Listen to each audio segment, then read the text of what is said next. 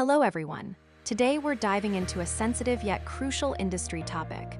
Why do so many TPU color change films fail to deliver? In fact, the emergence of TPU color change films was never a surprise. Ever since the price war on clear PPF began, industry insiders predicted TPU color films would eventually hit the stage.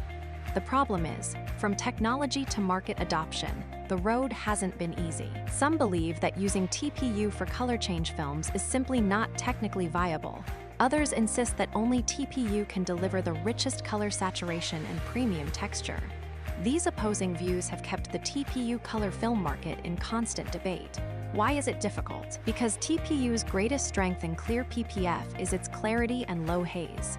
Yet color change films are meant to cover the original paint color entirely. To resolve this conflict, manufacturing processes must innovate. In the past, manufacturers tried multiple approaches, placing the color layer under the base layer, on top of it, making a sandwich structure, and even adding pigments during the casting process. Each method came with flaws, such as delamination, color fading, poor weather resistance, and easy cracking during installation. Recently, a new technique called the fusion casting method has brought some hope to the industry. It fuses the color layer with the base under high heat, locking it in place to dramatically improve weather resistance and color stability.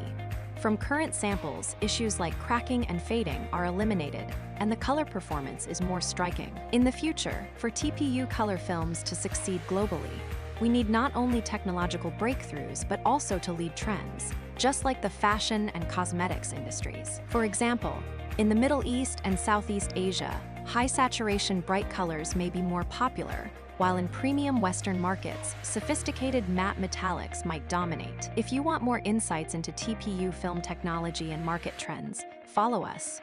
We'll bring you more industry knowledge from a global perspective.